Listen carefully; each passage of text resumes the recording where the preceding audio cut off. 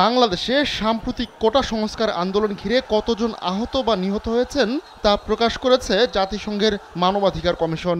শুক্রবার এক প্রতিবেদনে এ তথ্য প্রকাশ করে সংস্থাটি। প্রতিবেদনে গেল ১৬ জুলাই থেকে ১১ আগস্ট পর্যন্ত নিহতের সংখ্যা উল্লেখ করা হয়েছে। গণমাধ্যম ও অন্যান্য সূত্রের কাছ থেকে এ তথ্য সংগ্রহ করেছে জাতিসংঘের মানবাধিকার কমিশন।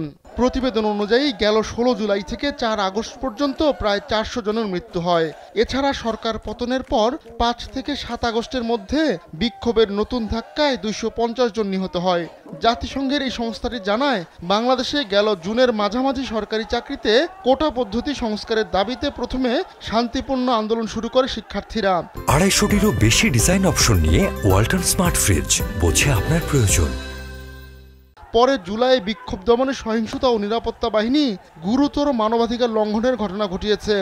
আন্দোলনের সহিংসতায় অন্তত ৩২ জন শিশুসহ কয়েকশো মানুষ নিহত হয়েছে বলে ধারণা করা হচ্ছে। আহত হয়েছে আরও হাজারো মানুষ। প্রাথমিক তদন্ত অনুযায়ী নিরাপত্তা বাহিনী পরিস্থিতি নিয়ন্ত্রণে অতিরিক্ত শক্তি ব্যবহার করেছে। এর মধ্যে রয়েছে বিচার বহির্ভূত হত্যা, নির্বিচারে গ্রেপ্তার ও আটক, গুম, নির্যাতন ও অসদাচরণ এবং মত প্রকাশের স্বাধীনতা ও শান্তিপূর্ণ সমাবেশে কঠোর বিধিনিষেধের মতো গুরুতর অভিযোগ। মানবাধিকার বিষয়ক হাই কমিশনারের কার্যালয়ের করা এই প্রতিবেদনটিতে বাংলাদেশের সম্প্রতি ঘটে যাওয়া মানবাধিকার লঙ্ঘন এবং এ বিষয়ে উদ্বেগের প্রাথমিক পর্যালোচনা তুলে ধরা হয়েছে।